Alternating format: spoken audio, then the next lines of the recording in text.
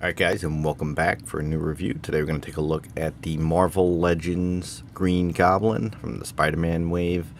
It's the SandMan Build-A-Figure. So I picked this guy up recently.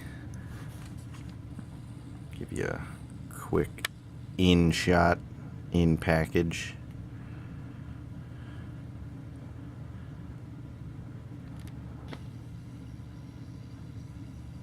And flipping around to the back.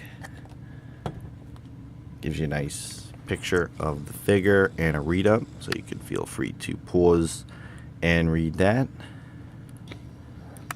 And those are the other figures in the wave. And that's the SandMan Build-A-Figure.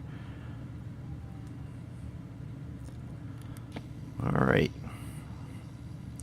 So I'm going to go ahead and crack this open and give you guys a better look at the Green Goblin. Stay tuned. Alright, so here's everything that's included with the Green Goblin. So of course you get the Goblin Bomb, Pumpkin Bomb. Pretty good little paint app on there. There's the two Build-A-Figure heads. SandMan. Pretty good sculpting on this. Like the detail in the hair.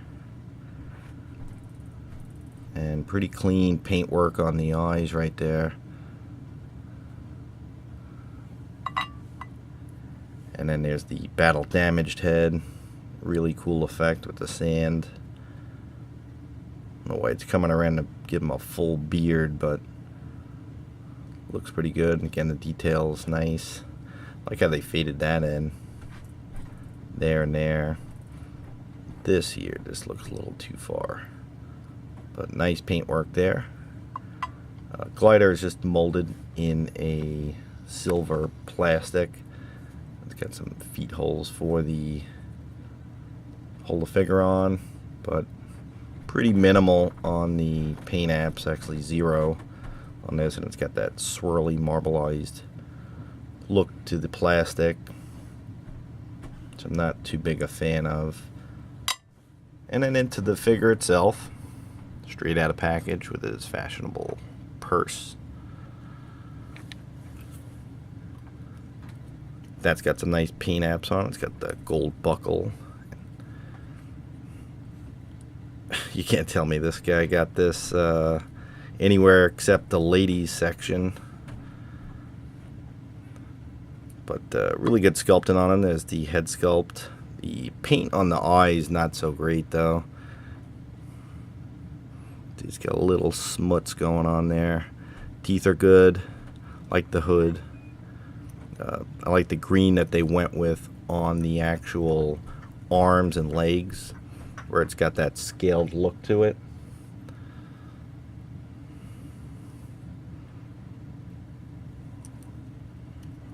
Alright, we'll go over articulation. Right, so for articulation, the Goblin's head can go up about that high and down pretty good. Does have kind of that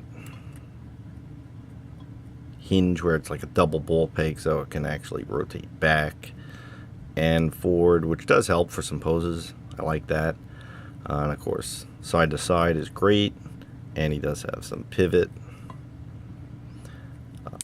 Typical hinge joint on the shoulder. It actually feels ratcheted. You hear that?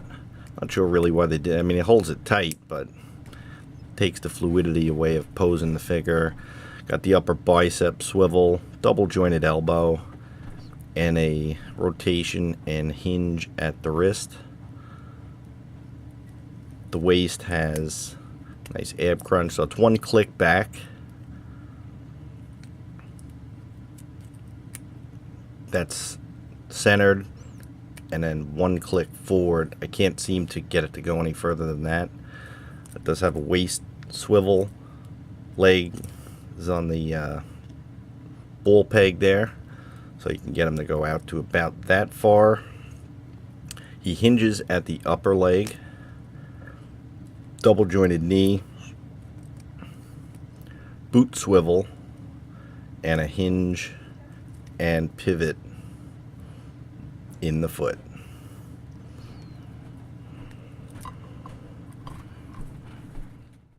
Alright, size comparison time, guys. So as you can see here, he is with the Scarlet Spider and the 1/12 Collective Dark Knight Returns Batman. Fits really good into scale with the rest of the figures. Him and Spider-Man are nearly about the same height. Spider-Man might just have a hair on him, and then he's a little smaller than the very big and bulky Batman, so I like the way that looks. Not that Batman fits in the Marvel Universe, but that's what I had on hand for a size comparison, so that's what you got. He is definitely a 1/12 figure, so I'm digging that.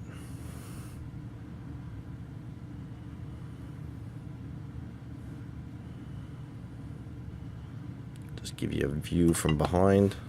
Oops.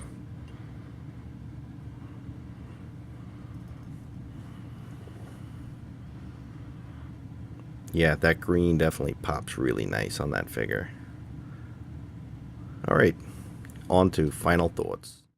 Alright, so overall, really kind of digging this figure. Really like the Green Goblin as one of Spider-Man's main villains. Here he is all set up on the glider with the pumpkin bomb. It's got really good gripping hands. They're very flexible, so you would think getting the pumpkin bomb into his hands would be easy, but I had a little difficulty trying to find the right grasp for it. He does hold it. He's got to take a little time to find the right spot. But it looks good once he does have it in hand. Poses pretty good. Looks great on the glider itself. Give you a 360 view of that. And that metallic-y green really makes this figure pop. He's going to look great on the shelf. The glider detail is, could have used a wash on it to at least bring out some of the detail. But overall, it looks pretty great, and I'm glad to have added it to the collection. Thanks as always for watching.